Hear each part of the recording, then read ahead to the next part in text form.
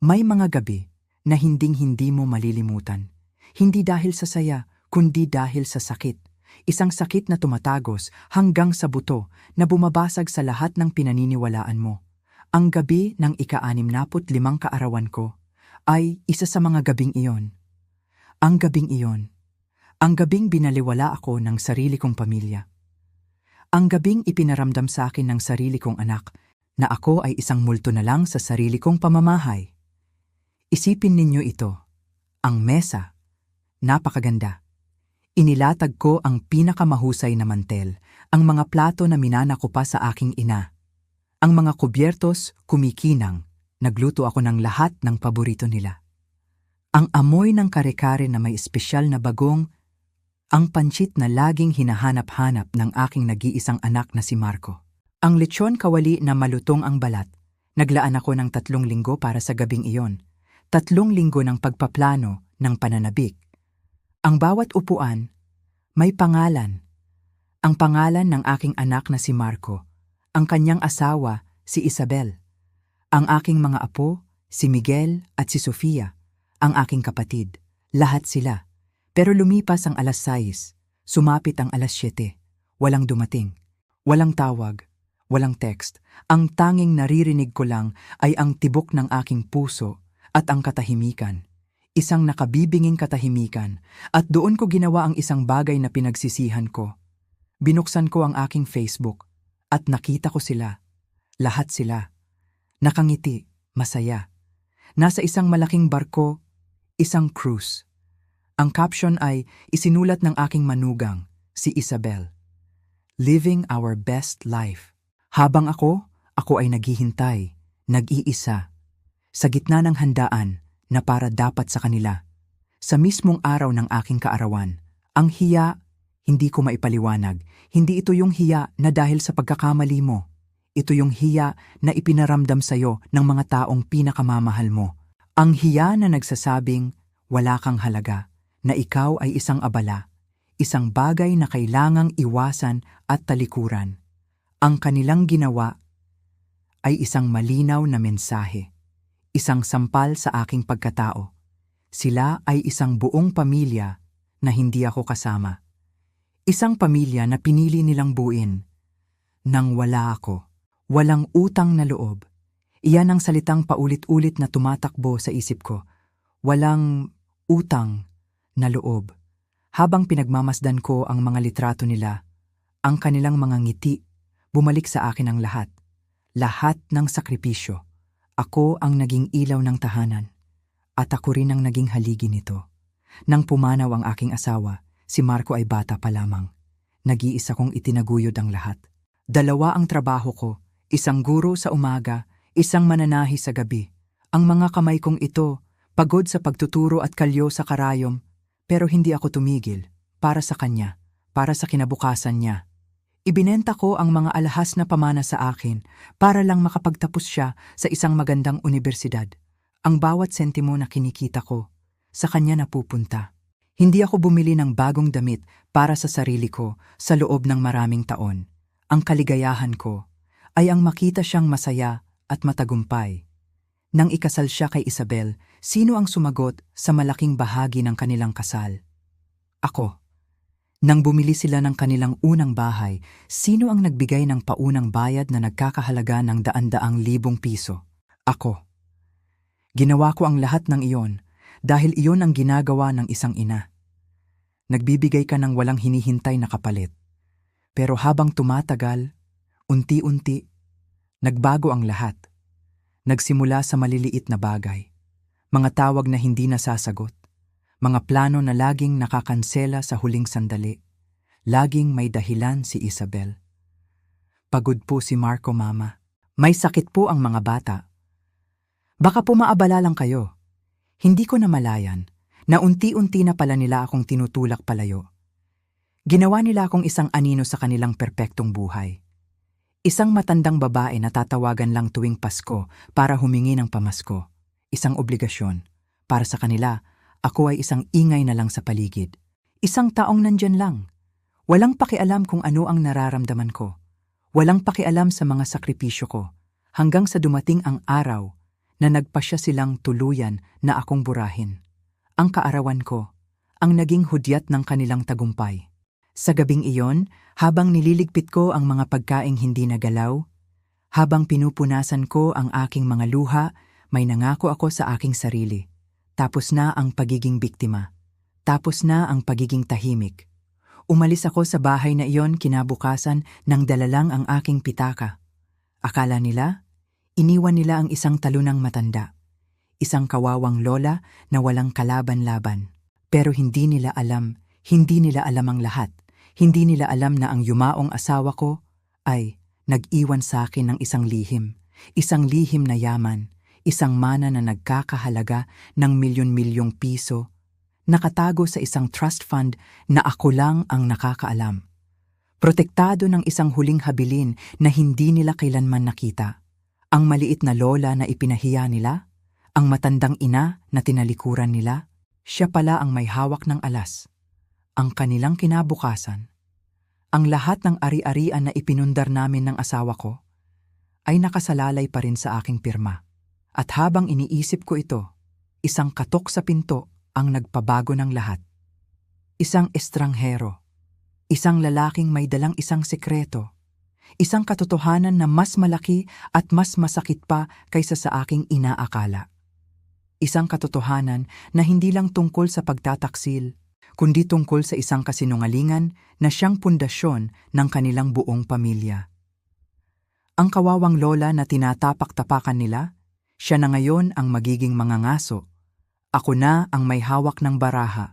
Ang larong sinimulan nila ay tatapusin ko, pero sa aking mga patakaran. Ang gabing iyon, ang gabi ng aking kaarawan, ay hindi natapos sa pagligpit ko ng mga plato.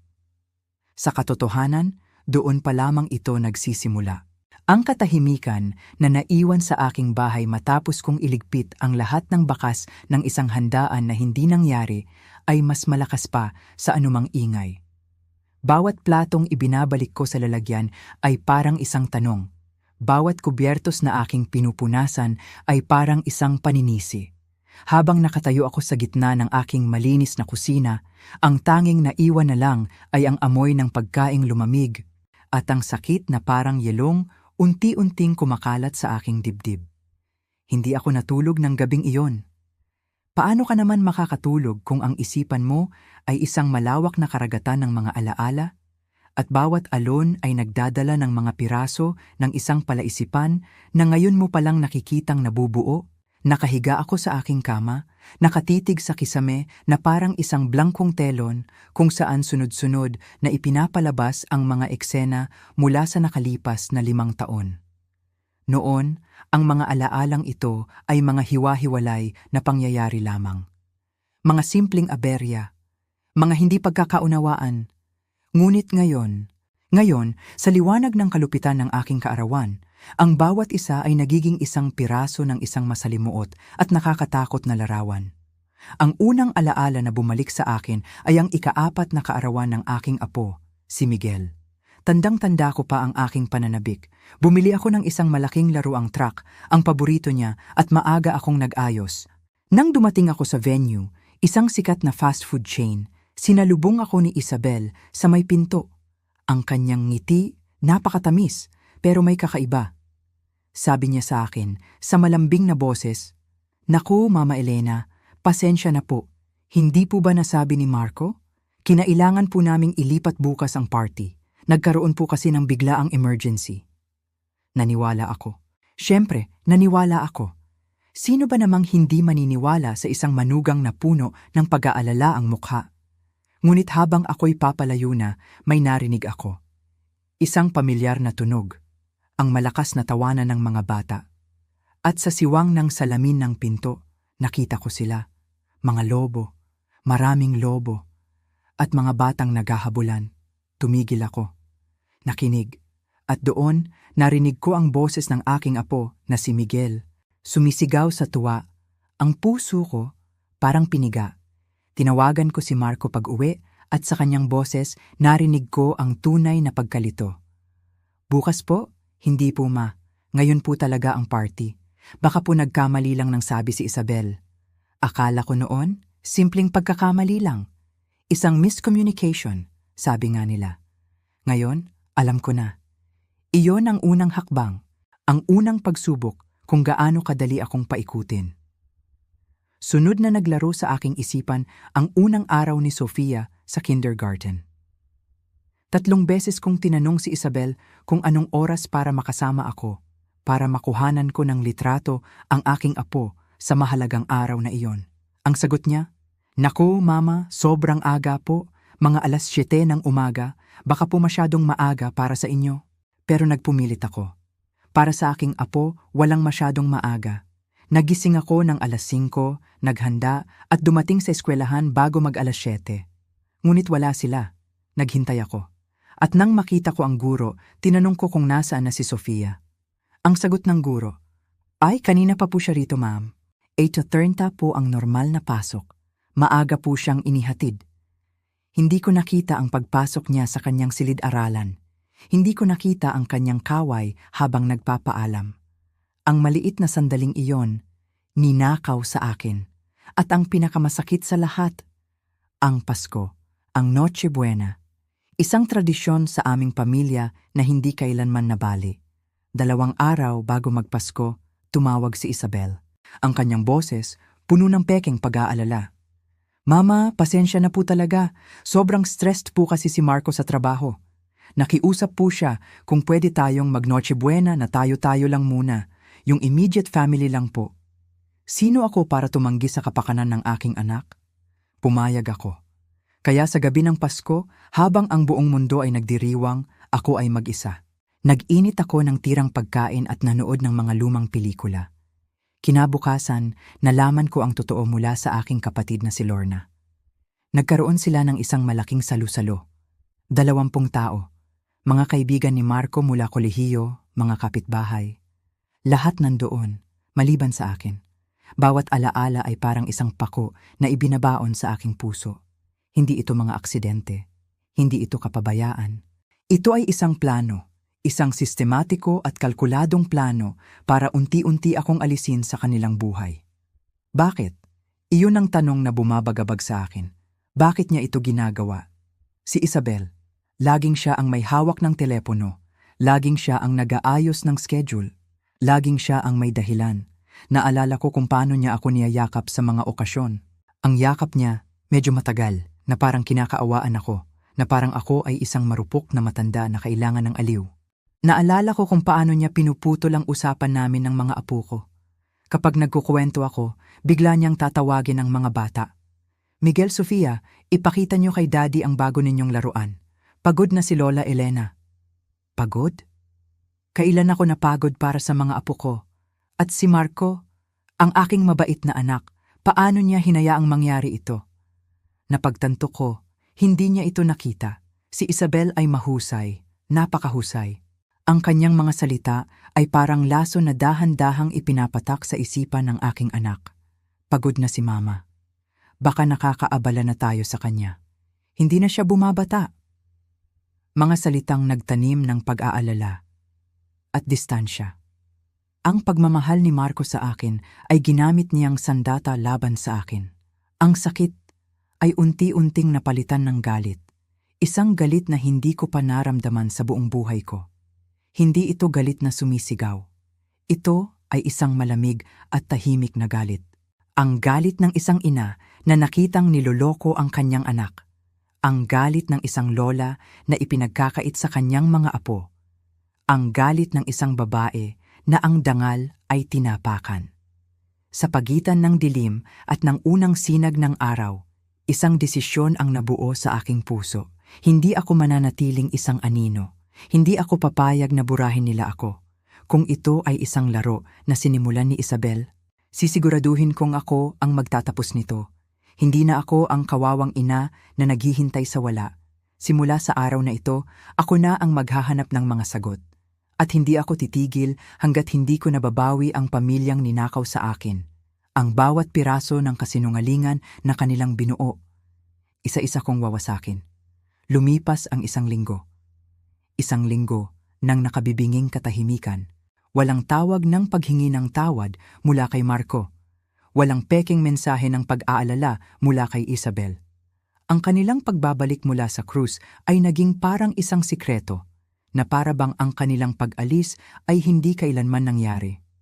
Sa loob ng 7 araw na iyon, ang aking bahay ay naging aking kuta at aking bilangguan. Nagpatuloy ako sa aking mga gawain. Nagdidilig ng halaman, naglilinis ng bahay, nagluluto para sa sarili ko. Ngunit ang lahat ay mekanikal. Ang aking isip ay nasa ibang lugar, abala sa pagkonekta ng mga tuldok sa pagbuo ng isang estratehiya. Ang galit na una kong naramdaman ay nahaluan na ng isang malalim na kalungkutan. Isang kalungkutan para sa aking anak na hindi nakikita ang lambat na pumapalibot sa kanya. At isang kalungkutan para sa aking mga apo na ginagamit na kasangkapan sa isang napakaruming laro. Noong Martes ng umaga, habang nagkakape ako at nakatingin sa mga ibon sa aking hardin, isang tunog ang bumasag sa katahimikan. Ang tunog ng doorbell. Nagulat ako. Bihira na akong magkaroon ng bisita, lalo na nang hindi inaasahan.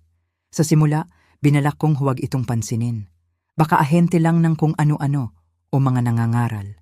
Wala ako sa mood para makipag-usap. Ngunit muling tumunog ang doorbell, mas mapilit sa pagkakataong ito. Isang kaba ang gumapang sa aking dibdib. Dahan-dahan akong lumapit sa pinto at sumilip sa maliit na butas. Isang lalaki ang nakatayo sa labas. Hindi ko siya kilala. Siguro mga nasa 40 anyos, may maitim na buhok at malalalim na guhit ng pag-aalala sa paligid ng kanyang mga mata. Maayos ang kanyang pananamit, ngunit tila lukot na para bang galing siya sa isang mahabang biyahe. Ang kanyang mga kamay ay nakasuksok sa bulsa ng kanyang pantalon at palingalinga siya na parang hindi sigurado kung tama ba ang kanyang pinuntahan. Mayroong kakaiba sa kanyang tindig, isang bigat, isang pag-aalinlangan. Tila nag-iipon siya ng lakas ng loob para lang manatili sa aking tapat ng pinto. Dahil sa kuryosidad, tinanggal ko ang pagkakatali ng aking duster at nagpa siyang buksan ang pinto, ngunit iniwan kong nakakabit ang kadena. Ano po iyon? Tanong ko sa siwang ng pinto. Ang lalaki ay nagulat ng bahagya na para bang hindi niya inaasahan na may sasagot.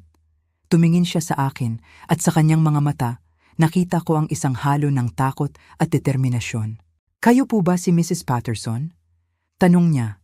Ang kanyang boses ay maingat at nag-aalinlangan. Si Elena Patterson, ang ina ni Marco? Ang pagbanggit niya sa pangalan ng aking anak ay nagpatigil sa paghinga ko. Ang aking dibdib ay nanikip. Paano nalaman ng estrangherong ito ang pangalan ng aking anak? Ang aking boses ay naging mas matigas. Sino po sila? Ang lalaki ay nanahimik sandali na para bang nag-iisip ng tamang salita. Huminga siya ng malalim at nang muli siyang magsalita, ang mga salitang lumabas sa kanyang bibig ay nagpatigil sa pag-ikot ng aking mundo. Ang pangalan ko po ay Daniel Reyes, sabi niya. Kailangan ko po kayong makausap tungkol kay Isabel. Isabel. Ang pangalan niya ay parang lason na bumulong sa hangin. Ang aking mga kamay ay nagsimulang manginig. Tinanggal ko ang kadena at dahan-dahang binuksan ang pinto. Tungkol saan kay Isabel? Ang lalaki, si Daniel, ay mukhang mas kinakabahan ngayong magkaharap na kami. May maitim na bilog sa ilalim ng kanyang mga mata na parang ilang araw na siyang walang tulog. Ito po ay magmumukhang kabaliwan, Ginang Patterson, simula niya. Ang kanyang boses ay nanginginig. Pero sa tingin ko po, ang anak ko ay nakatira sa bahay ng anak ninyo. Ang mga salita niya ay parang walang kahulugan sa simula. Isang grupo ng mga salita na hindi magkakaugnay. Anak ko? Anak ninyo? Bahay ng anak ko? Ano ang ibig mong sabihin? Tanong ko. Ang aking isip ay naguguluhan. Tumingin siya diretso sa aking mga mata at sa pagkakataong iyon, ang kanyang pag-aalinlangan ay napalitan ng isang matinding kalungkutan. Si Miguel po, sabi niya, at ang pagbanggit sa pangalan ng aking apo ay parang isang suntok sa aking sikmura. Isang malakas na suntok na nagpabagsak sa lahat ng pader na aking itinatayo. Ang batang lalaki, 7 taong gulang, may maitim na buhok, May peklat po siya sa baba dahil nahulog siya sa bisikleta noong 4 na taong gulang pa lang siya. Natigilan ako. Ang aking bibig ay bahagyang bumukas, ngunit walang salitang lumabas. Si Miguel. Oo, may peklat nga siya sa baba. Naikwento sa akin ni Marco ang aksidenteng iyon kung gaano sila natakot nang isugod nila ang bata sa ospital. Iyon ay isang kwento ng pamilya, isang pribadong detalye. Paano nalaman ng estrangherong ito ang tungkol doon? Ang aking paningin ay nagsimulang mag-ikot. Napakapit ako sa hamba ng pinto para suportahan ang aking sarili. Ang lakas na aking inipon sa loob ng 1 linggo ay biglang naglaho. Napalitan ng isang nakakatakot na posibilidad. Isang katotohanan na hindi ko kailanman naisip, ngunit sa sandaling binigkas ay tila may katuturan sa isang kahindik-hindik na paraan. Tiningnan ko ang lalaking nasa harapan ko, si Daniel Reyes, at sa kanyang mukha nakita ko ang isang desperadong ama. At sa sandaling iyon, alam kong ang buhay ko at ang buhay ng aking pamilya ay hindi na kailanman magiging pareho. Sa tingin ko, mas mabuting pumasok ka, sabi ko. Ang aking boses ay halos isang pabulong na lang. Ang katotohanan, gaano man ito kasakit, ay kumakatok sa aking pinto. At wala akong pagpipilian kundi pagbuksan ito. Pinatuloy ko si Daniel Reyes sa aking sala, isang lugar na dati puno ng tawanan ng aking mga apo. Ngunit ngayon ay nababalot ng isang mabigat na tensyon. Umupo siya sa dulo ng sofa na para bang handang tumakbo anumang oras. Ang kanyang buong katawan ay sumisigaw ng pagkabalisa. Inalok ko siya ng kape, pero umiling lang siya. Ang kanyang mga kamay ay magkadaop ng mahigpit sa kanyang kandungan na namumuti na ang mga buko. Ang katahimikan sa pagitan namin ay masakit. Isang katahimikan na puno ng mga hindi masabing salita at mga nakatagong katotohanan. Hindi ko po alam kung saan magsisimula, sabi niya sa wakas, ang kanyang boses ay basag. Ito po ay napakabaliw. Tiningnan ko siya, at sa kabila ng aking sariling pagkalito, isang kakaibang kalmado ang bumalot sa akin. Subukan mo, sabi ko. Nagkaroon ako ng isang napakakakaibang linggo. Baka hindi na ako magulat. Huminga siya ng malalim, isang nanginginig na paghinga na para bang inihahanda ang sarili para sa isang mahirap na pag-amin. Si Isabel at ako, kami po ay naging magkasintahan sa loob ng 2 taon, simula niya. Ang bawat salita ay tila maingat niyang pinipili. Ito po ay bago pa niya makilala ang anak ninyo, bago pa siya ikasal. Magkasama po kami sa isang apartment, pinag-uusapan na namin ang kasal, ang lahat. At pagkatapos, nabuntis po siya. Ang tasa ng kape na hawak ko ay biglang bumigat. Maingat ko itong ibinaba sa maliit na mesa sa aking tabi, natatakot na baka mabitawan ko ito. Nabuntis siya. Ang mga salitang iyon ay umalingaw-ngaw sa aking isipan. Napakasaya ko po noon, pagpapatuloy ni Daniel. Ang kanyang boses ay makapal sa lumang sakit. Gusto ko siyang pakasalan agad, simulan na ang pagpaplano ng aming buhay. Pero si Isabel, palagi niya akong iniiwasan. Sabi niya kailangan niya ng oras para mag-isip, na hindi pa siya handa sa ganoong kalaking hakbang. Akala ko noon, normal lang na kaba. Hindi ko alam na may iba na pala siyang plano. Pinunasan niya ang kanyang mukha gamit ang 2 kamay, isang kilos ng matinding pagod at pagsisisi. Isang araw, umuwi ako galing trabaho. At wala na siya. Wala na. Ang lahat ng gamit niya, lahat-lahat. Para siyang bula na naglaho. Walang sulat, walang paalam. Para bang hindi siya kailanman tumira doon. Hindi mo ba siya hinanap? Tanong ko, kahit na alam ko na ang sagot.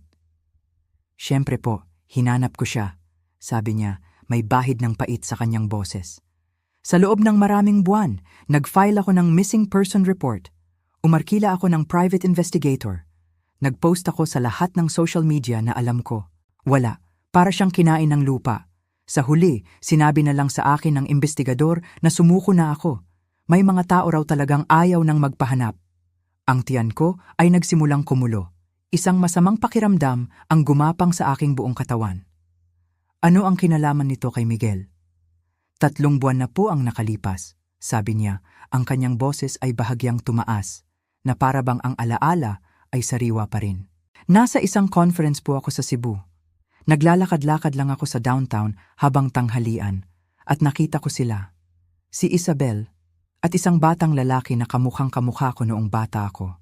Parehong mga mata, parehong panga, kahit ang paraan ng pagtagilid ng ulo kapag nag-iisip. Ang kanyang boses ay nanginig. Sinundan ko po sila. Sa loob ng 3 kanto, pinanood ko ang batang iyon, Ginang Patterson, at alam ko. Sa kaibuturan ng aking puso, alam kong anak ko siya. Ang silid ay tila umikot. Sinasabi mo na si Miguel ay anak mo? Ang sinasabi ko po, sa tingin ko siya nga. Mga 2 buwan po siyang buntis nang iwan niya ako. Kung itinuloy niya ang pagbubuntis, eksakto po sa edad ni Miguel ngayon. Kinuha ni Daniel ang kanyang telepono mula sa kanyang bulsa. Tingnan niyo po ito, sabi niya, at ipinakita sa akin ang isang litrato. Isang luma at medyo kupas na litrato ng isang batang lalaki, siguro mga 6 o 7 taong gulang. Ang pagkakahawig kay Miguel ay hindi maikakaila. Ang parehong madilim na mga mata, ang parehong matigas na ayos ng panga. Kahit ang maliit na pagitan sa kanyang mga ngipin sa harap na laging sinusubukang itago ni Miguel kapag siya ay ngumingiti. Ang mga kamay ko ay nanginginig na ngayon. Maaaring nagkataon lang, sabi ko. Sinusubukang kumbinsihin ang aking sarili. Maraming bata ang magkakamukha. Iyan din po ang sinabi ko sa sarili ko noong una, pag-amin niya. Pero hindi ako mapakali, kaya nagsimula akong mag-imbestiga ulit. Dito nagbago ang tono ni Daniel. Ang kanyang boses ay naging mas matigas, mas determinado. Umarkila po ako ng isa pang imbestigador. Mas magaling sa pagkakataong ito. At may mga nalaman kami tungkol kay Isabel Martinez, na hindi niya pala tunay na pangalan. Ang totoo niyang pangalan ay Margaret Santos at ginawa na niya ito dati. Ang alin ang ginawa na niya dati? Tanong ko, natatakot sa kung ano ang susunod niyang sasabihin. Ang mawala kapag komplikado na ang mga bagay. Ang iwanan ang mga lalaki kapag nagsisimula na silang magtanong. Nakahanap po ang imbestigador ng 2 pang lalaki, Ginang Patterson. 2 pang lalaki na nagkaroon ng relasyon sa kanya na natapos sa parehong paraan, bigla. Walang paliwanag, na para bang hindi siya kailanman naging parte ng buhay nila. At isa po sa kanila, naniniwala rin siyang buntis si Margaret nang iwan siya nito. Ang pakiramdam ko ay para akong nalulunod. Ang bawat salita ni Daniel ay parang tubig na pumupuno sa aking baga. Si Isabel, si Margaret, ay hindi lang isang mapanlinlang na manugang. Siya ay isang propesyonal, isang mandaragit. Bakit? Bakit ngayon mo lang ito sinasabi sa akin? Tanong ko, ang aking boses ay hirap nang lumabas. Dahil 3 buwan na po akong nanonood mula sa malayo, paliwanag niya. Sinusubukang alamin kung ano ang gagawin. Pinipigilan ng sarili ko dahil wala akong karapatang guluhin ang buhay ng isang bata dahil lang sa mga hinala. Pero nakita ko po ang mga litrato mula sa cruise ninyo. Ang kanyang boses ay nabasag. Ang masayang bakasyon ng pamilya. Lahat nakangiti at nagtatawanan. At napansin ko ang isang bagay na nagparamdam sa akin ng sakit. Kayo po, wala kayo sa kahit anong litrato. Tumingin siya sa akin, ang kanyang mga mata ay puno ng isang kakaibang pag-unawa. Tiningnan ko po lahat ng social media ni Isabel, Ginang Patterson. Daan-daang litrato ng mga family gathering, birthday party, Pasko, laging nandoon si Miguel at si Emma. Ang anak ninyong si Marco halos palaging nandoon. Pero kayo, halos hindi kayo makita, na para bang isinusulat kayo palabas ng kwento ng sarili ninyong pamilya. Ang katotohanan ng kanyang mga salita ay tumama sa akin ng buong lakas. Ang lahat ng mga napalampas na okasyon. Ang lahat ng mga biglaang pagbabago ng plano. Lahat ng mga pagkakataon na naramdaman kong ako ay isang tagalabas. Hindi pala imahinasyon ko lang. Ito ay totoo. At nakikita ito ng isang estranghero. Iniisip ko po ang sarili kong karanasan sa kanya, pagpapatuloy ni Daniel. Kung paano niya ako inilayo sa aking mga kaibigan at pamilya noong malapit na ang katapusan namin. Kung paano niya ipinaramdam sa akin na ako ang may problema. Ginagawa niya rin po iyon sa anak ninyo at sa inyo. Kung talagang anak ko si Miguel, hindi lang siya ang biktima rito. Kayo rin. Muling kinuha ni Daniel ang isang bagay mula sa kanyang jacket. Isang makapal na Manila envelope. Ito po ang dahilan kung bakit ako narito, Ginang Patterson. Ang dahilan kung bakit sa wakas ay nagkalakas ako ng loob na kumatok sa inyong pinto. Ano yan? Resulta po ng DNA test, sabi niya. Nakuha ko po ang isang sample ng buhok ni Miguel mula sa barberya kung saan siya dinadala ni Isabel. Ipinatest ko po laban sa sarili kong DNA. Kahapon ko lang po nakuha ang resulta. Inabot niya sa akin ang sobre. Ang aking mga kamay ay nanginginig habang tinatanggap ito. Ang sobre ay parang may sariling bigat. Isang bigat na kayang magwasak o magligtas. Hindi ko alam kung alin. Bago ko pa ito mabuksan, nagsalita siyang muli. Bago po ninyo buksan iyan, sabi niya ng mahina. Hindi ko po layunin na kunin si Miguel mula sa nag-iisang ama na kinilala niya. Pero hindi ko na po kayang manahimik habang niloloko ni Isabel ang mga taong nagmamahal sa bata. Kasama na kayo. Hinihiling ko po ang tulong ninyo para siguraduhing protektado siya mula sa anumang laro na nilalaro ni Isabel sa ating lahat. Dahil kung nagsinungaling siya tungkol dito, tungkol saan pa kaya siya nagsinungaling? Tinitigan ko ang sobre sa aking mga kamay, nararamdaman ang bigat ng katotohanan sa loob nito.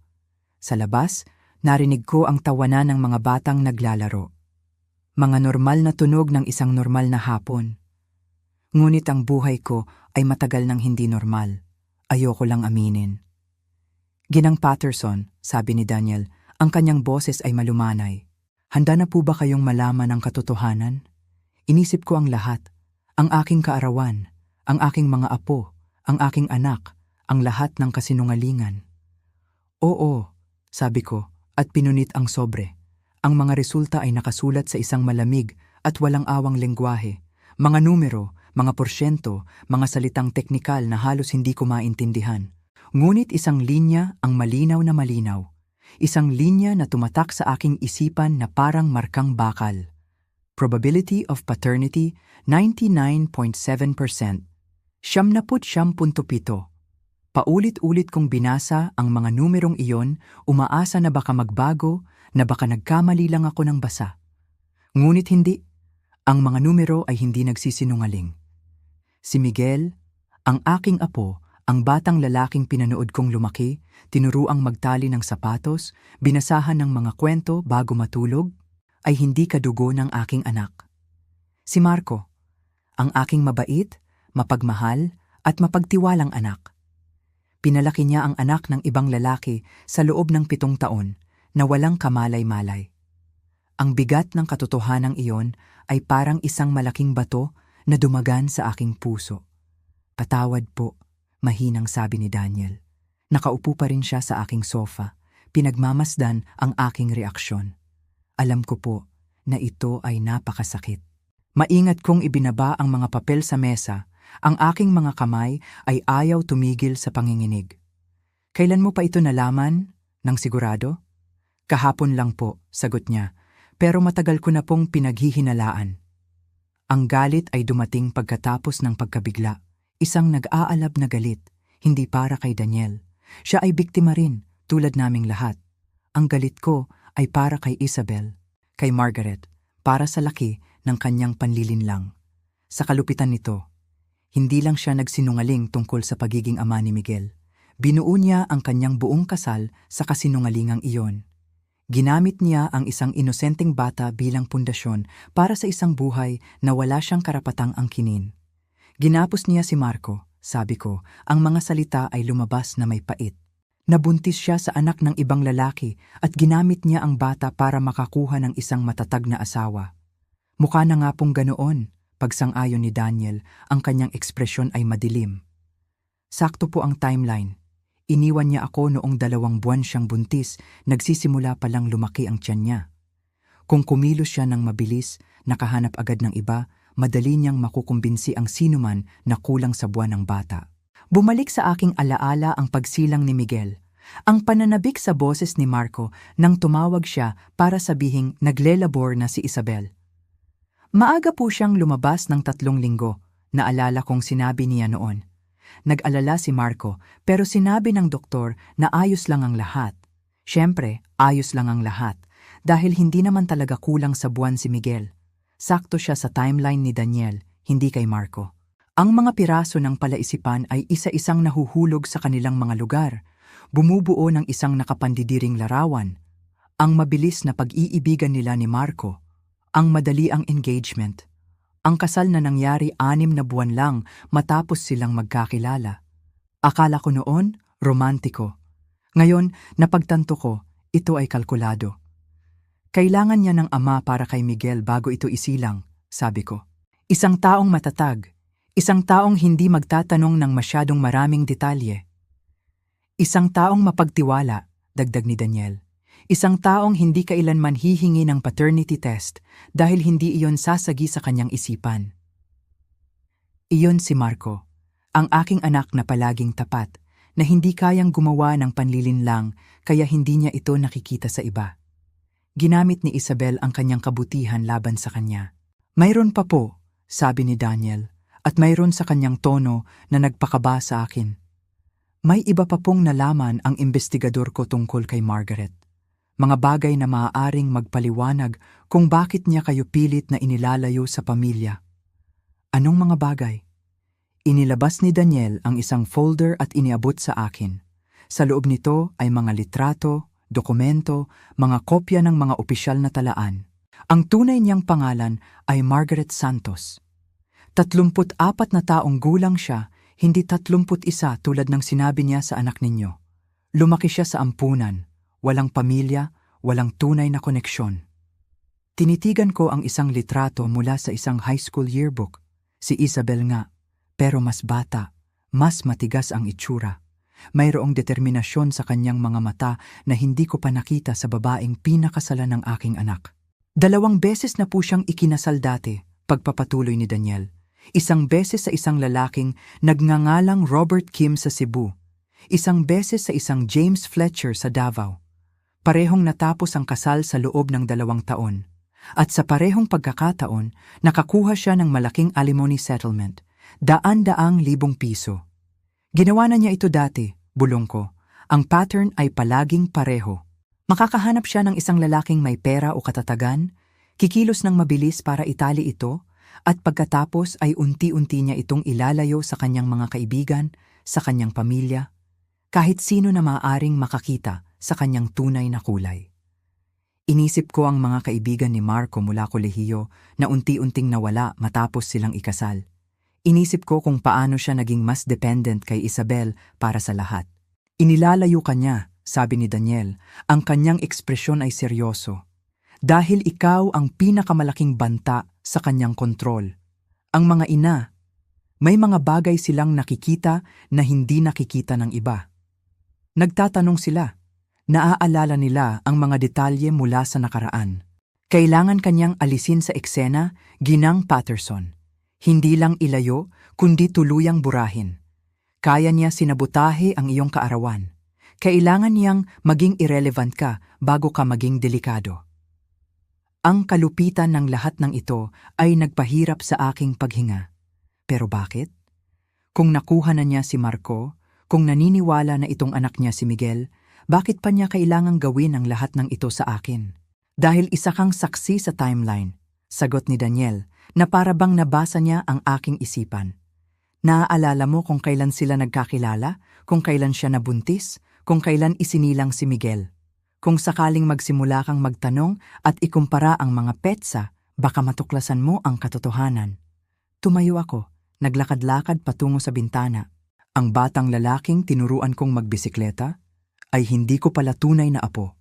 Ngunit siya pa rin ang parehong bata, ang aking apo sa puso. Paano si Emma?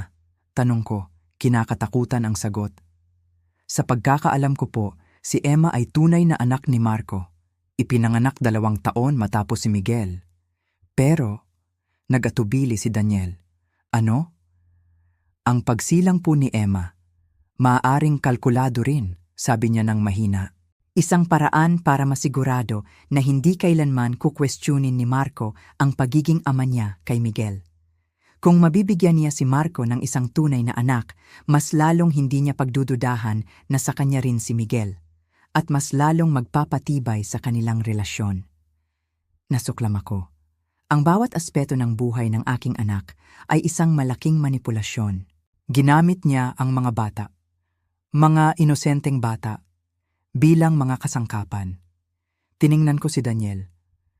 Bakit mo piniling sabihin ito sa akin ngayon? Bakit ako? Dahil napagtanto ko po isang bagay nang makita ko ang mga litrato sa krus, sabi niya. Ang kanyang boses ay puno ng kumbiksyon. Hindi lang ang relasyon ko sa aking anak ang sinisira ni Isabel. Sinisira niya rin ang sa inyo. At kung hindi natin siya pipigilan, patuloy niya itong gagawin sa iba. Siya na ang magdidiskarga kay Marco balang araw. Pero bago niya gawin iyon, sisiguraduhin niyang wala nang natira kay Marco kundi siya at ang mga bata. Walang kaibigan, walang pamilya. Kapag handa na siyang umalis, ang anak ninyo ay mag-isang mag-isa. Nakita ko ang hinaharap ng aking anak sa aking isipan. Iniwan, wasak, at ang mga bata naipit sa gitna. Tumayo si Daniel at inayos ang kanyang mga papel. Kailangan nating kumilos ng mabilis, sabi niya. Pagbalik nila, magmamasid si Isabel.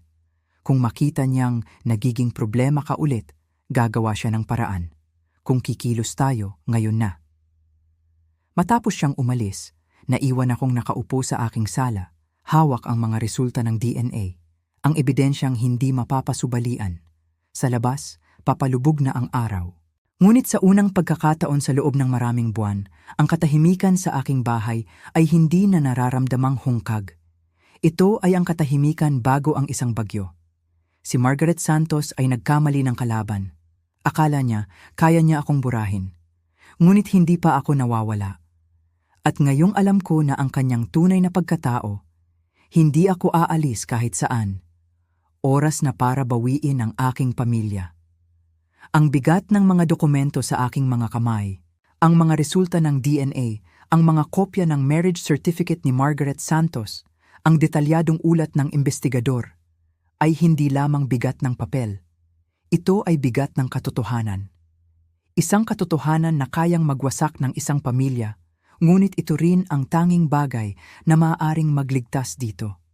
Matapos umalis ni Daniel, naiwan akong mag-isa sa aking sala, napapalibutan ng mga ebidensya ng isang napakalaking panloloko.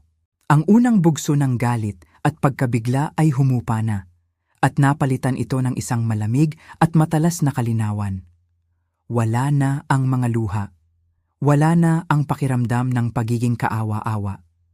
Ang babaeng umupo sa silyang iyon ay hindi na ang parehong babae na naghintay sa wala noong kanyang kaarawan.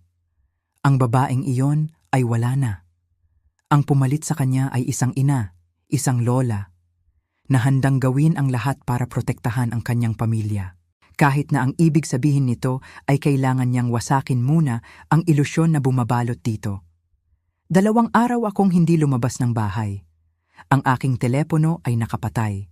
Kailangan ko ng oras para mag-isip, para pag-aralan ang bawat anggulo, para bumuo ng isang plano. Dahil sa pagkakataong ito, hindi ako maaaring magkamali. Isang maling galaw at maaaring mawala sa akin ang lahat. Lalo na ang aking mga apo. Ang pinakamahalaga sa lahat ay ang kapakanan ni Miguel at Emma. Paano namin sasabihin ang katotohanan sa isang paraan na hindi wawasak sa kanilang mundo? Si Miguel, 7 taong gulang, ang pagmamahal niya kay Marco bilang kanyang ama ay totoo at dalisay. At si Emma, 5 taong gulang, paano niya maiintindihan ang ganitong kaguluhan? Ang aking puso ay naninikip sa tuwing naiisip ko ang sakit na maaari nilang maramdaman. Ngunit mas naninikip ito sa isiping hahayaan ko silang manatili sa isang tahanan na binuo sa kasinungalingan, sa ilalim ng pangangalaga ng isang babaeng kayang gumamit ng sarili niyang mga anak bilang panangga. Nakipagkita akong muli kay Daniel. Hindi sa aking bahay, kundi sa isang tahimik na kapihan sa malayo. Kailangan naming maging maingat. Si Isabel o Margaret ay matalino at mapagmatiyag. Isang maling hinala lang mula sa kanya at maaaring itakas niya ang mga bata. Ipinakita ko kay Daniel ang aking plano. Simple lang ito, ngunit mapanganib. Kailangan naming harapin si Isabel at si Marco ng sabay. Kailangan naming ilatag ang lahat ng ebidensya sa isang iglap para wala siyang oras na gumawa ng panibagong kwento, para wala siyang pagkakataong baliktarin ang sitwasyon laban sa akin. Si Daniel, sa kabila ng kanyang pananabik na makasama ang kanyang anak, ay sumang-ayon. Nakita niya ang karunungan sa pagiging maingat. Ang kanyang pagmamahal kay Miguel ay hindi makasarili. Ang gusto niya ay hindi lamang ang angkinin ang kanyang anak, kundi ang iligtas ito. 3 araw matapos bumalik ang aking pamilya mula sa kanilang bakasyon, huminga ako ng malalim at kinuha ang aking telepono. Oras na. Dinayal ko ang numero ni Marco. Ang bawat ring ay parang isang dagundong sa aking dibdib. Sa wakas, sumagot siya. Hello, Ma? Ang kanyang boses, may bahid ng pagkakasala. Alam kong alam niya na may kasalanan siya, kahit na marahil ay hindi niya alam kung gaano ito kalaki. Pinanatili kong kalmado at pantay ang aking boses. Inensayo ko ito ng paulit-ulit sa aking isipan. Hello, anak. Kamusta kayo? Kamusta ang biyahe? Okay naman po, Ma. Medyo pagod lang. Kayo po, kamusta? Ayos lang ako, anak. Ayos lang, sabi ko, at bawat salita ay may lasang kasinungalingan. Tumawag ako dahil naisip ko baka pwede tayong maghapunan lahat sa Sabado. Dito sa bahay, miss ko na kayo, lalo na ang mga bata. Narinig ko ang isang mahabang katahimikan sa kabilang linya. Alam kong nag-iisip siya, at marahil kinokonsulta ang babaeng nasa tabi niya. Sige po, Ma. Teka lang po, itatanong ko lang kay Isabel. Ang katotohanang ang aking 38 taong gulang na anak ay kailangan pang magpaalam sa kanyang asawa para lang kumain sa bahay ng sarili niyang ina ay nakakatawa kung hindi ito nakakaiyak. Sige, anak, hintayin ko ang tawag mo, sabi ko. Makalipas ang 2 oras, tumawag siyang muli. Okay daw po, Ma, Sabado, 6:00. Perpekto, sabi ko, ang aking boses ay puno ng init na hindi ko nararamdaman. Inaasahan ko kayong lahat. Iyon ay Huwebes. Ang sumunod na araw, Biyernes, ay ginugol ko sa paghahanda. Hindi lang sa pagluluto, kundi sa paghahanda ng aking sarili para sa pinakamahalagang pag-uusap sa aking buhay. Inilagay ko ang lahat ng dokumento sa isang malaking Manila envelope. Inayos ko ang mga ito ayon sa pagkakasunod-sunod. Ang tunay na pagkatao ni Margaret Santos, ang kanyang mga naunang kasal, ang timeline ng relasyon niya kay Daniel, at sa huli, ang pinakamabigat sa lahat, ang resulta ng DNA test. Ang plano ay simple. Hahayaan naming matapos kumain ang mga bata. Hahayaan naming maging normal ang lahat hanggat maaari. At kapag sila na lang ang natira sa mesa, doon ko sisimulan. Nagluto ako ng paboritong pagkain ni Marco. Ang kanyang paboritong kare-kare na may espesyal na bagoong. Ang pancit na laging nagpapaalala sa kanya ng kanyang kabataan. Kung ito na ang huling hapunan na pagsasaluhan namin bilang ang pamilyang kilala namin, gusto kong maging memorable ito sa mga tamang dahilan kahit sa simula lang. Dumating ang Sabado ng gabi, maulap at bahagyang ambon. Tipikal na panahon ng Oktubre. Inayos ko ang aming hapagkainan gamit ang aking magagandang plato, ang parehong mga plato na dapat sana igagamitin namin sa aking kaarawan 2 linggo na ang nakalipas. Ang kabalintunaan nito ay hindi nakalampas sa akin. Dumating sila ng eksakto 6:00. Si Isabel nakasuot ng isang magandang bestida na nagpamukha sa kanyang mas bata at mas inosente. Ang kanyang buhok ay perpektong nakaayos. Ang kanyang makeup ay walang kamali-mali. Siya ang larawan ng isang tapat na asawa at ina. Isang taong hindi mo iisiping may kakayahang manloko. Unang pumasok si Miguel, puno ng enerhiya.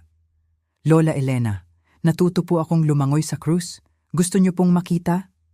Ang aking puso ay nanikip habang niyayakap ko siya. Alam na ang aking sasabihin ay babago sa lahat para sa inosenteng batang ito. Siguro pagkatapos ng hapunan, apo, maghugas ka muna ng kamay. Sumunod si Emma, mas tahimik, may hawak na manika. Sa 5 taong gulang, mas reserbado siya kaysa sa kanyang kuya. Mas maingat sa akin simula ng simulan ni Isabel na limitahan ang aming paglalambingan. Ngunit hinayaan pa rin niya akong halikan siya sa noo. Niyakap ako ni Marco ng mahigpit. Ang bango ng niluluto niyo, Ma. Na-miss ko ang luto ninyo. Ngunit sa kanyang mga mata, may nakita akong pagod. Isang malalim na pagod. Sa panahon ng hapunan, pinanatili kong magaan ang usapan. Ang mga bata ay masayang nagkuwento tungkol sa kanilang mga naranasan sa krus. Si Isabel naman ay gumanap bilang perpektong ina, hinihimay ang pagkain ni Miguel, at pinaaalalahanan si Emma na gumamit ng napkin.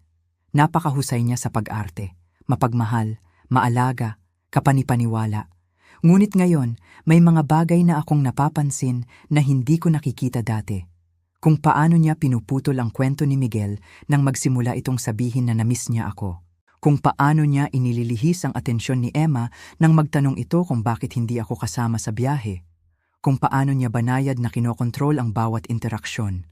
Matapos kumain ang mga bata, sinabi ko na maglaro muna sila sa sala habang mag-uusap ang mga matatanda. Agad na tumutol si Isabel.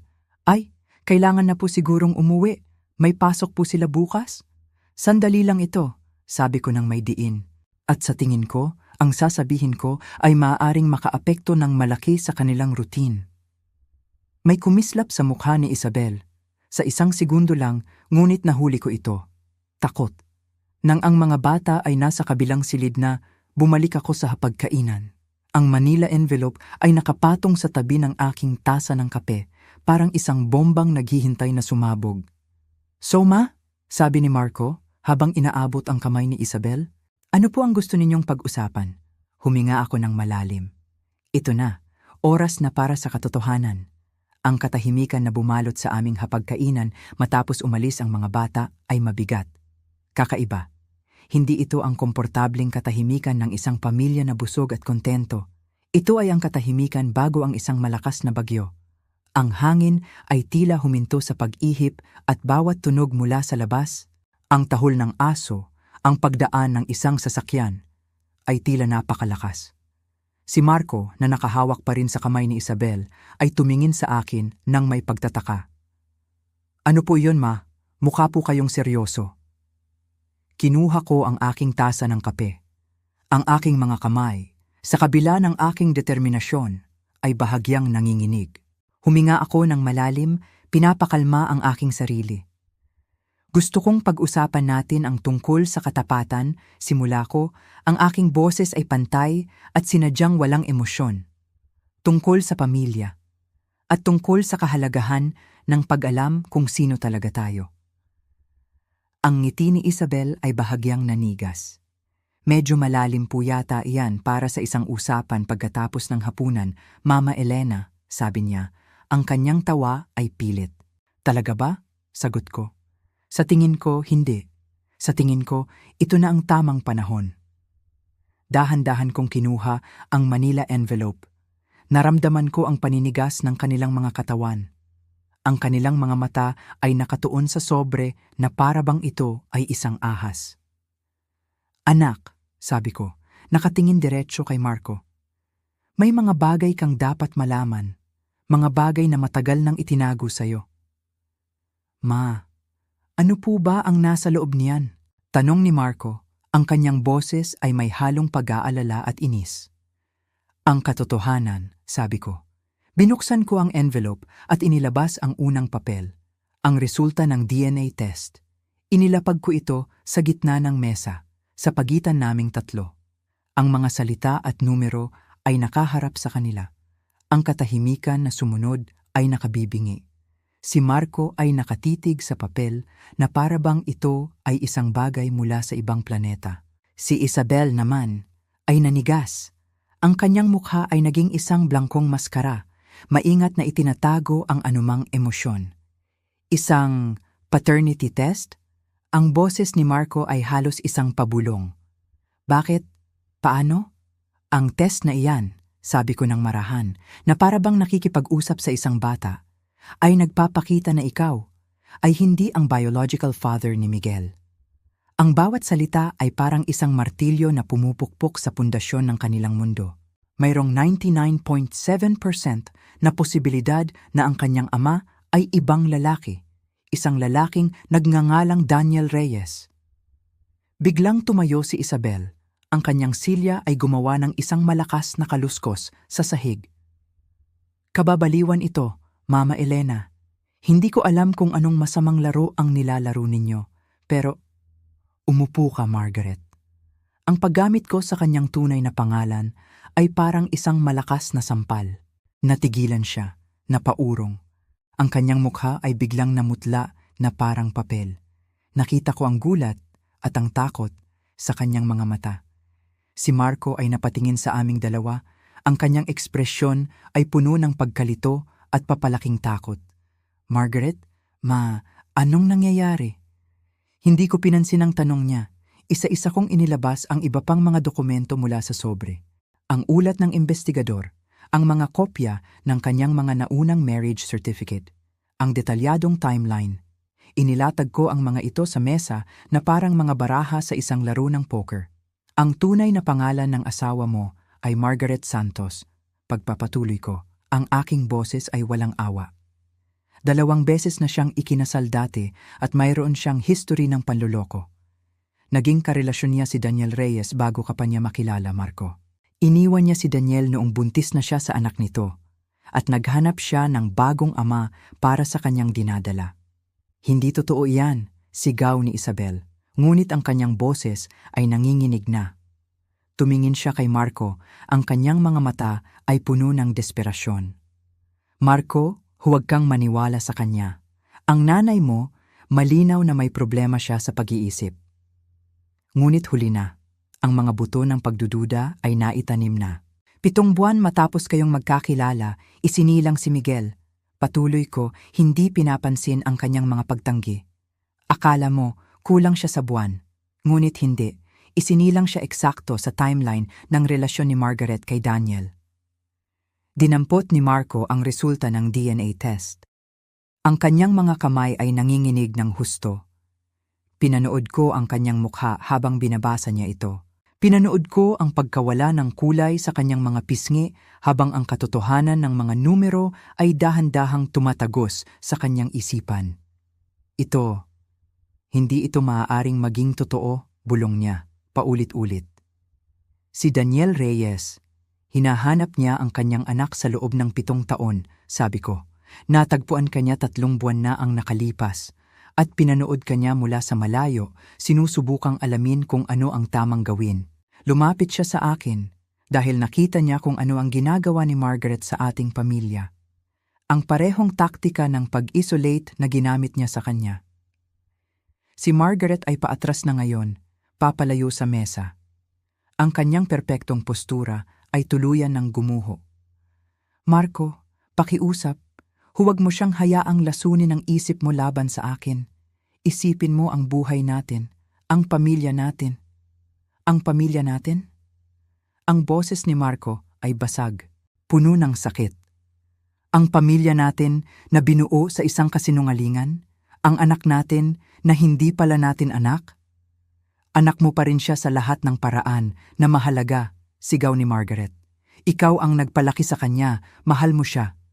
Base sa isang kasinungalingan, isang malakas na kalabog ang umalingaw-ngaw sa silid nang ihampas ni Marco ang kanyang kamay sa mesa. Lahat, Margaret, lahat pala ay isang malaking kasinungalingan. Mula sa sala, narinig namin ang malinaw at masayang tawanan ng mga bata. Si Miguel at si Emma, naglalaro, walang kamalay-malay na ang kanilang mundo ay gumuho na sa kabilang silid.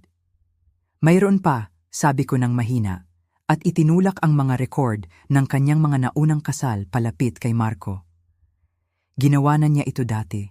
Naghanap ng mga lalaki, pinakasalan sila, inilayo sa kanilang mga pamilya, at pagkatapos ay iniwan kapag nakuha na niya ang gusto niya.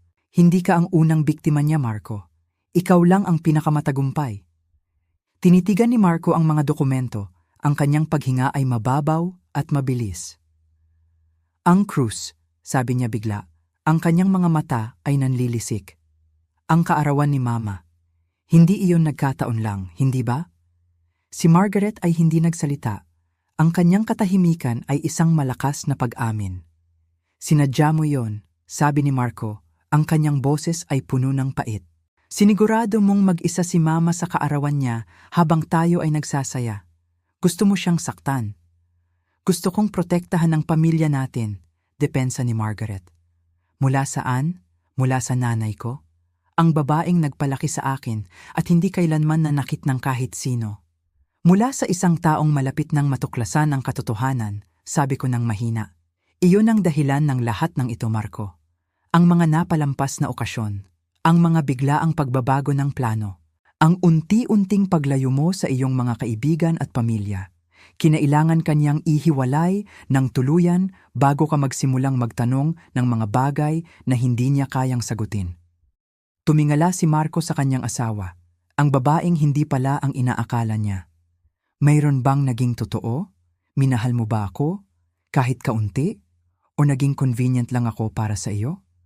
Sa unang pagkakataon, mula nang makilala ko siya, si Margaret Santos ay walang sagot. Walang maayos na paliwanag, walang manipulasyon, nakatayo lang siya roon, nakalantad at tahimik. At ang katahimikan na iyon ang nagsabi sa amin ng lahat ng kailangan naming malaman. Mula sa sala, sumigaw si Miguel. Daddy, pwede po ba kaming kumain ng ice cream? Pumikit si Marco at nakita ko ang isang butil ng luha na dumaloy sa kanyang pisngi. Ano ang sasabihin ko sa kanila? Bulong niya. Paano ko ipapaliwanag ito? Hahanapan natin ng paraan, sabi ko, inaabot ang kanyang kamay. Magkasama, bilang isang pamilya. Pero si Miguel, anak mo pa rin siya sa lahat ng paraan na mahalaga. Hindi iyon magbabago. Ngunit mayroon din siyang isang biological father na nagmamahal sa kanya. At baka, kung aayusin natin ito, maaaring maging isang magandang bagay iyon. Tumingin si Margaret sa pinto, ngunit tinawag ko siya. Margaret. Huminto siya, ngunit hindi lumingon. Hindi mawawala si Daniel sa pagkakataong ito, at ako rin. Kung susubukan mong itakas ang mga bata, hahanapin ka namin. Kung susubukan mong manipulahin ang sitwasyong ito para saktan sila, pipigilan ka namin. Ang mga araw ng iyong pagkontrol sa pamilyang ito ay tapos na. Naglakad siya palabas ng walang imik, iniwan ang tunog ng mga batang naglalaro at ang wasak na pundasyon ng 7 taon ng kasinungalingan. Ngunit sa unang pagkakataon sa loob ng maraming buwan, hindi ko naramdaman na nawawalan ako ng pamilya. Naramdaman ko na sa wakas binabawi ko na ito. Ang mga araw na sumunod sa gabing iyon ay malabo. Isang halo ng sakit, kalituhan at isang nakakagulat na pakiramdam ng kaluwagan. Para kaming isang pamilya na nakaligtas sa isang malakas na lindol. Ang aming tahanan, ang aming buhay, ay puno ng mga guho. Ngunit kami ay buhay. At kami ay magkakasama. Matapos umalis ni Margaret ng gabing iyon, hindi na siya bumalik. Iniwan niya ang lahat, ang kanyang mga damit, ang kanyang mga alahas, at ang pinakamasakit sa lahat, ang kanyang mga anak. Walang paalam, walang paliwanag. Naglaho na lang siyang muli, tulad ng ginawa niya kay Daniel 7 taon na ang nakalipas. Ang unang hamon ay ang mga bata. Paano namin ipapaliwanag ang biglaang pagkawala ng kanilang ina? Si Marco, sa kabila ng kanyang sariling pighati, ay nagpakatatag. Umupo siya kasama ang mga bata at sa pinakasimpleng paraan na kanyang makakaya, sinabi niya sa kanila na ang kanilang mami ay kailangang umalis para sa isang napakatagal na panahon. Hindi siya nagsinungaling, ngunit hindi rin niya sinabi ang buong katotohanan. Sapat lang para maintindihan nila sa ngayon. Pero babalik siya, di ba, Daddy? Tanong ni Emma. Ang kanyang mga mata ay puno ng luha. Niyakap siya ni Marco ng mahigpit. Hindi ko alam, anak, pero kahit anong mangyari, nandito si Daddy, nandito si Lola, hindi namin kayo iiwan. Ang mga unang linggo ay napakahirap. Si Miguel, na karaniwang masayahin, ay naging tahimik at malayo. Si Emma naman ay naging sobrang malapit sa kanyang ama, natatakot na baka iwan din siya nito. May mga gabi na puno ng iyak, mga bangungot, at sa bawat pagkakataon, nandoon kami. Si Marco at ako. Magkasama naming pinatahan ng mga bata, sinisigurado sa kanila na sila ay ligtas at minamahal. Sa gitna ng lahat ng ito, pumasok si Daniel sa eksena. Ngunit ginawa niya ito ng may napakalaking pag-iingat at respeto. Ang unang pagkikita nila ni Miguel ay hindi bilang isang ama na nagpapakilala. Ipinakilala siya ni Marco bilang isang espesyal na kaibigan ng pamilya. Si Tito Daniel. Dahan-dahan, Linggo-linggo, bumibisita si Daniel. Nagdadala siya ng mga laruan. Nakikipaglaro siya ng basketball kay Miguel. Kinukwentuhan niya si Emma. Hindi niya ipinilit ang kanyang sarili. Hinayaan niyang ang mga bata, lalo na si Miguel, na masanay sa kanya, na magtiwala sa kanya. At unti-unti, nangyari nga ito. Nakita ni Miguel kay Daniel ang isang katulad niya. Isang interes sa parehong mga bagay. At marahil, sa isang antas na hindi niya maintindihan, naramdaman niya ang isang koneksyon. Habang nangyayari ang lahat ng ito, ang mga legal na bagay ay kailangan ding ayusin. Umarkila kami ng isang mahusay na abogado. Sa simula, akala namin ay haharap kami sa isang mahabang laban para sa kustudiya. Ngunit nagulat kami. Ang abogado ni Margaret ay nakipag-ugnayan sa amin. Ayaw niya ng gulo. Ayaw niyang makulong dahil sa fraud at iba pang mga kaso na maaari naming isampa. Kaya pumayag siya sa isang kasunduan. Isusuko niya ng buo ang kanyang mga karapatan sa pagiging ina kina Miguel at Emma. Kapalit nito, hindi kami magsasampa ng kaso. Pumirma siya sa mga papel at iyon na. Para sa batas, hindi na siya ang kanilang ina. Ang sakit ng katotohanang iyon ay tumama ng malakas kay Marco. Ang babaeng minahal niya, ang ina ng kanyang mga anak, ay kayang talikuran sila ng ganoon kadali. Ngunit sa likod ng sakit, mayroon ding kaluwagan. Isang pinto ang tuluyan ng nagsara. Ngayon, maaari na kaming magsimulang maghilom. Nagpasya kaming lahat na sumailalim sa family therapy. Ako, si Marco, si Daniel, at ang mga bata. Ito ay isang mahirap na proseso.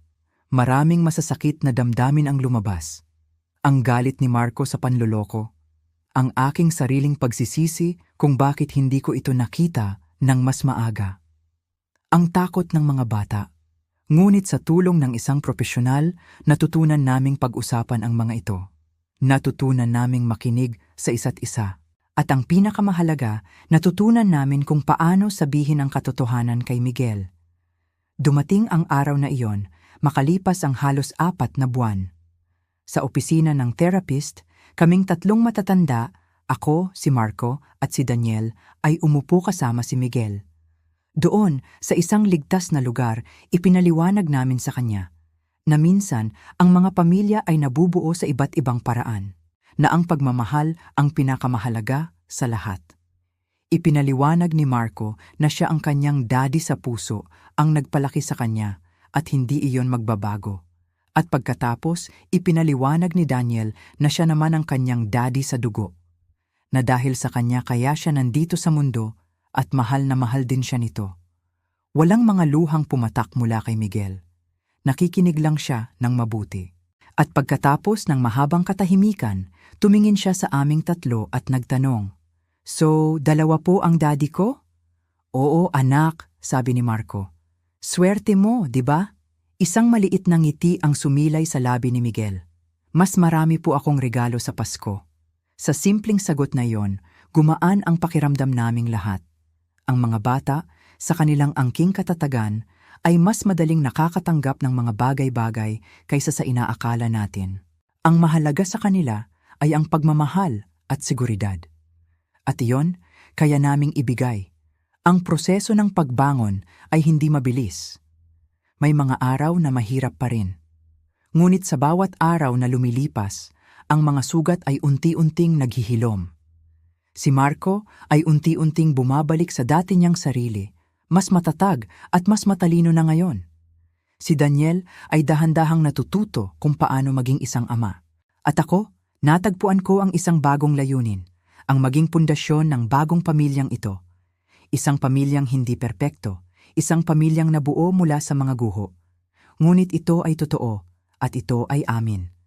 Ang bahay na dati puno ng katahimikan at sakit ay unti-unti nang napupuno ng bagong buhay. Ang mga alaala ng panloloko ay napapalitan ng mga bagong alaala ng pagmamahalan, katapatan at pangalawang pagkakataon. Makalipas ang 6 na buwan, 6 na buwan mula sa gabing iyon na nagbago ng lahat. Ang buhay ay nagkaroon na ng isang bagong ritmo, isang bagong normal. Ang linggo ay naging sagrado para sa amin. Ito ang araw ng aming pamilya. Hindi na ito isang obligasyon, kundi isang bagay na inaabangan naming lahat.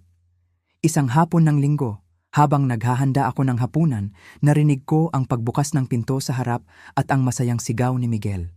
"Lola, nandito na po kami! May dala kaming dessert!" Napangiti ako habang naririnig ko ang yabag ng maliliit na paa na tumatakbo patungo sa kusina. Pumasok si Miguel na may dalang isang kahon ng cake na halos mas malaki pa sa kanya.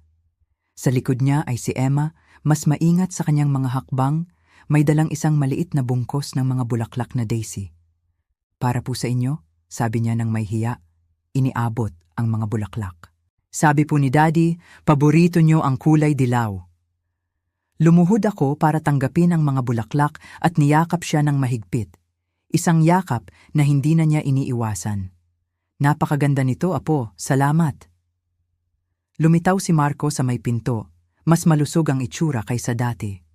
Ang timbang na nawala sa kanya noong mga huling buwan niya kasama si Margaret ay bumalik na. At ang mga guhit ng stress sa paligid ng kanyang mga mata ay lumambot na. Sa likod niya ay nakatayo si Daniel. Medyo alangan pa rin minsan sa mga family gathering, ngunit unti-unti nang nahahanap ang kanyang lugar sa aming komplikadong bagong dinamika. "Ang bango naman yan," sabi ni Marco, humalik sa aking pisngi. "Apple pie po ba iyan?" "Espesyal na hiling ni Miguel," sabi ko, habang ginugulo ang buhok ng bata.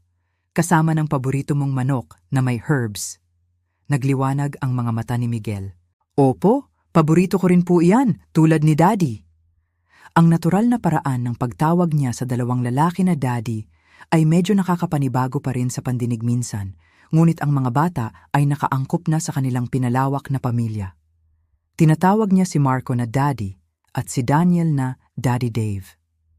Si Emma naman, tinanggap na lang na may dalawang ama ang kanyang kuya, tulad ng ilan sa kanyang mga kaibigan na may dalawang bahay. Ang aming bagong setup ay hindi karaniwan, ngunit ito ay gumagana. Si Marco pa rin ang may pangunahing kustodiya at ang mga bata ay nakatira pa rin sa bahay na kanilang kinalakihan. Ngunit ang bigat ng mga sikreto ay wala na. Si Daniel naman ay umupa ng isang apartment 10 minuto lang ang layo. Sapat na malapit para maging parte ng pang-araw-araw na buhay, ngunit sapat na malayo para bigyan ng lahat ng espasyo para mag-adjust. Tuwing Miyerkules at sa katapusan ng linggo, ang mga bata ay sa kanya. Tinutulungan niya sila sa kanilang takdang aralin. Ipinapasyal niya sila sa parke. Ipinapakilala niya sila sa mundo na dapat sana'y parte na sila mula pa sa simula. Sa panahon ng hapunan, ang usapan ay dumadaloy ng natural. Ikinuwento ni Daniel ang tungkol sa huling laro ng soccer ni Miguel, kung saan nakagol ito sa unang pagkakataon. Ibinahagi ni Marco ang pananabik ni Emma sa pagsisimula nito ng ballet classes. "Nag-uusap kami tulad ng isang pamilya. Hindi kinaugalian, marahil, ngunit totoo sa isang paraan na hindi kailanman naging totoo ang pamilyang binuo ni Margaret." "Tinawagan ako ng abogado ko kahapon," sabi ni Marco habang nagliligpit kami ng mga plato. "Final na ang divorce." "Ano ang nararamdaman mo tungkol dyan?" tanong ko. Nanahimik siya sandali. Pinapanood si Miguel na tinutulungan si Daniel na maglagay ng mga plato sa dishwasher. Ginhawa, karamihan, at pasasalamat na tapos na ito ng walang karagdagang pinsala sa mga bata. "May mga pinagsisisihan ka ba? Tungkol sa pagtatapos ng kasal? Wala. Tungkol sa hindi ko nakita ang katotohanan ng mas maaga?" Nagkibit balikat siya. "Sa tingin ko, palagi kong pagsisisihan iyon. Ang dami ng panahong nasayang. Ang sakit na idinulot niya sa inyo, lalo na." Hinawakan ko ang kanyang balikat. "Hindi mo maaaring sisihin ang iyong sarili sa pagtitiwala sa isang taong minahal mo. Hindi iyon isang depekto sa pagkatao, Marco. Iyon ay pagiging tao lang." Lumapit si Daniel sa amin, pinupunasan ang kanyang mga kamay. "May balita ba mula sa kanya?" "Wala," sabi ni Marco. "Sabi ng abogado niya, ayaw niya ng anumang kontak sa mga bata, walang visitasyon, walang tawag, wala." "Siguro mas mabuti na rin yun," sabi ko, "kahit na hanggang ngayon ay hindi pa rin ako makapaniwala na may isang ina na kayang talikuran ng buo ang kanyang mga anak." "Mamaya, Matapos makatulog ang mga bata habang nanonood ng pelikula, kaming tatlong matatanda ay naupo sa aking mesa sa kusina. Ito na ang ilan sa mga paborito kong sandali. Tahimik na pag-uusap sa gabi, pagpaplano para sa hinaharap, pag-uusap tungkol sa mga hamon ng co-parenting. May iniisip ako, sabi ni Daniel, tungkol sa apelyido ni Miguel. Tumingin si Marco sa kanya. Patterson na siya sa buong buhay niya. Iyon na ang pagkakakilanlan niya. Ayokong baguhin iyon. Hindi. Mabilis na sabi ni Daniel. Hindi ko gustong palitan. Pero naisip ko lang, okay lang ba kung dadagdagan ko rin ang pangalan ko? Opisyal, halimbawa, Daniel Patterson Reyes. Para magkaroon kami ng parehong apelyido ni Miguel, pero konektado pa rin siya sa iyo at sa kasaysayan ng iyong pamilya. Ang kilos na iyon ay napakamaalalahanin. Napakamaingat na idinisenyo para parangalan ang lugar ng bawat isa sa buhay ni Miguel. Naramdaman kong namumuo ang mga luha sa aking mga mata. Si Marco ay mukhang natigilan. Gagawin mo iyon? Gusto kong malaman ni Miguel na ang mga pamilya ay maaaring maging komplikado ng hindi nasisira, sabi ni Daniel.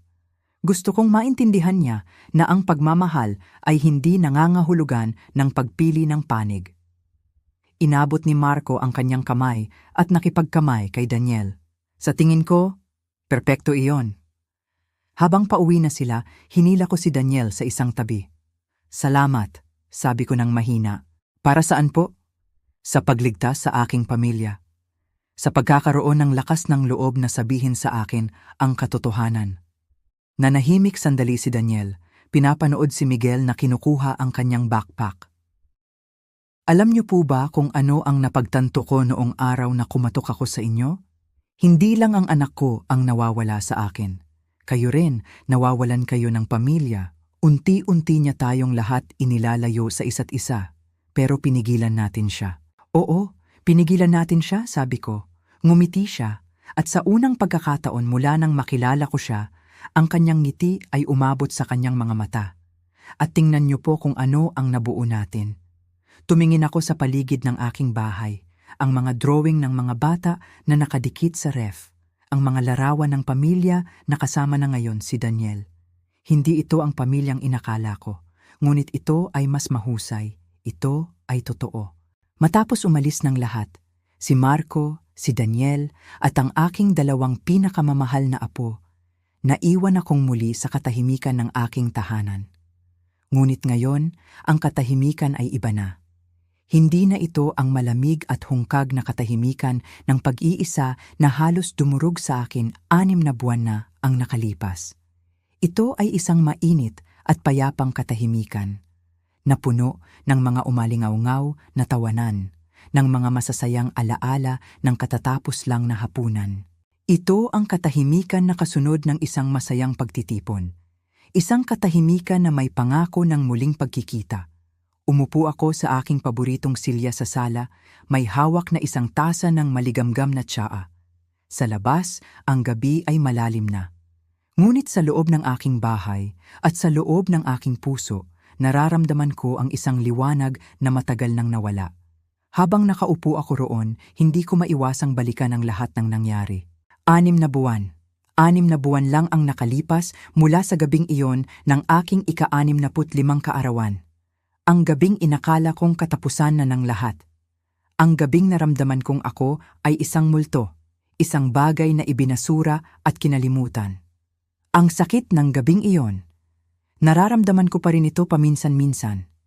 Isang maliit na kirot sa aking puso kapag naaalala ko ang mga platong hindi nagalaw at ang mga kandilang naubos sa paghihintay. Ngunit hindi na ito ang uri ng sakit na nakakaparalisa.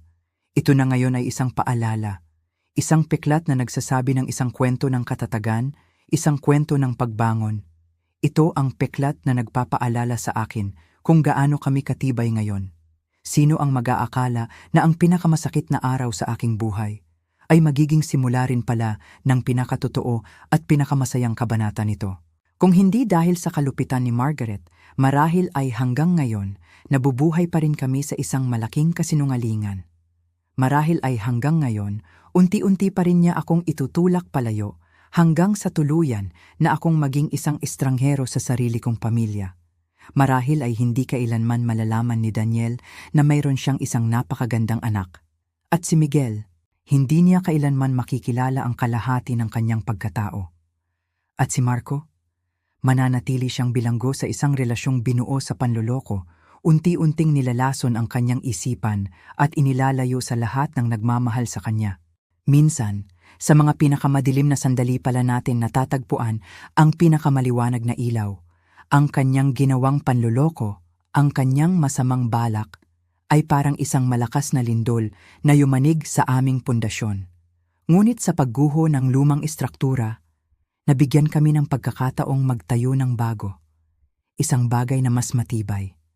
Isang bagay na totoo. Biglang nag-vibrate ang aking telepono sa mesang katabi ko. Isang text message mula kay Marco. Binuksan ko ito at nabasa, "Salamat po sa hapunan, Ma. Nagtatanong po ang mga bata kung pwede daw po nating gawin ito tuwing linggo." Sabi ko po, nasa lola nila ang desisyon.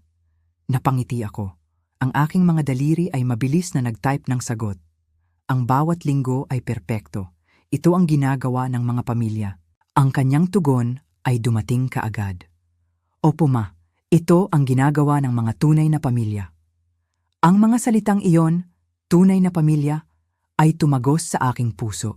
Iyon nga kami ngayon, isang tunay na pamilya. Hindi ito perpekto, malayo sa perpekto.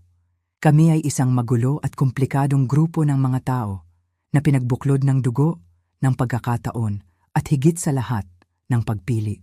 Pinili naming manatili, pinili naming magpatawad, pinili naming magsimulang muli, at sa bawat araw, pinipili naming mahalin ang isa't isa sa kabila ng aming kakaibang sitwasyon. Ibinaba ko ang aking telepono at kinuha ang isang picture frame mula sa mesa. Ito ay isang litrato na kinunan noong nakaraang buwan, noong nagpunta kami sa zoo. Kaming 5, nagsisiksikan sa harap ng mga elepante. Si Miguel ay nakapatong sa balikat ni Daniel. Ang kanyang ngiti ay napakalaki, puno ng purong kagalakan. Si Emma ay mahigpit na nakahawak sa aking kamay. Ang kanyang ulo ay nakasandal sa aking braso. Si Marco ay nasa gitna, nakaakbay sa aming dalawa ni Daniel. Ang kanyang ngiti ay abot tenga, na para bang ngayon lang niya muling naalala kung ano ang pakiramdam ng tunay na kaligayahan. Tinitigan ko ang bawat mukha sa litratong iyon. Kami ay mukhang masaya, totoong masaya. Hindi ang pinilit ng ngiti na laging nasa mga litrato ni Margaret. Ito ay ang uri ng kaligayahan na nagmumula sa loob. Ang kaligayahan ng pagiging ligtas. Ang kaligayahan ng pagiging kabilang. Ako, na minsan ay naramdamang binura, ay nasa sentro na ngayon. Hindi dahil sa obligasyon, kundi dahil doon ang lugar ko. Ang lugar ng isang ina. Ang lugar ng isang lola. Ang pundasyon ng pamilyang ito. Bukas ay Lunes. Ibig sabihin, may soccer practice si Miguel at may dance class si Emma. Susunduin ni Daniel si Miguel habang si Marco naman ang maghahatid kay Emma. At pagkatapos, pareho silang mapupunta rito sa bahay ko para sa merienda at para gawin ang kanilang takdang aralin bago sila umuwi. Ito na ang aming bagong routine. Isang routine na binuo namin ng sama-sama. Isang routine na puno ng kooperasyon at pag-unawa. Hindi ng kontrol at manipulasyon na siyang nakasanayan namin noon. Napaisip ako tungkol kay Margaret. Nasaan na kaya siya ngayon? Ano na kaya ang ginagawa niya? Marahil, sa isang lugar sa malayo, mayroon na siyang bagong pangalan. Isang bagong kwento, isang bagong pamilyang binubuo. At isang bahagi sa akin ay nakakaramdam ng galit para sa susunod niyang biktima. Ngunit ang mas malaking bahagi sa akin ay nakakaramdam ng awa. Awa para sa isang babae na hindi kailanman mauunawaan kung ano ang tunay na pag-ibig. Awa para sa isang taong ang tanging alam na paraan para makakuha ng pamilya ay sa pamamagitan ng pagnanakaw nito. Hawak-hawak niya ang isang tunay na pamilya. May mga depekto at komplikado pero totoo. Ngunit itinapon niya ang lahat ng iyon para sa hungkag na kasiyahan ng kontrol. Ang kanyang pagkawala ay aming pagkapanalo. At habang pinapatay ko na ang mga ilaw sa sala at naghahanda ng umakyat sa aking silid, napagtanto ko ang isang bagay. Ang aking ika-65 kaarawan, ang araw na inakala kong isang katapusan, ay hindi pala, iyon pala, ay isang simula.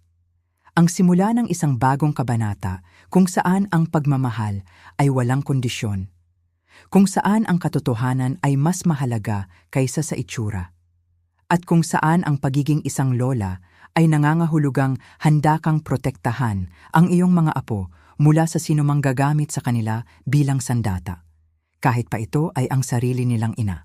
Ang bahay ay tuluyan ng tumahimik habang ako'y paakyat sa hagdan. Ngunit hindi na ito nararamdamang walang laman. Ito ay puno. Puno ng mga posibilidad. Puno ng pagmamahal na sinubukang wasakin ni Margaret, ngunit hindi niya kailanman nagawang puksain. Sa wakas, pagkatapos ng maraming buwan na pakiramdam ko'y isang multo ako sa sarili kong buhay, nakauwi na ako. At ngayon, habang tinatapos ko ang aking kwento, gusto kong magtanong sa inyo. Kayo na matiyagang nakinig hanggang sa dulo. Ano ang gagawin ninyo kung kayo ang nasa aking kalagayan? Naranasan nyo na bang maramdamang tila kayo'y isang estranghero sa sarili ninyong tahanan? Ibahagi ninyo ang inyong mga kwento sa comment sa ibaba. At huwag kalimutang sabihin kung saan kayo nanonood. Gusto kong malaman kung gaano nakalayo ang narating ng aking munting istorya. Maraming salamat sa inyong pakikinig.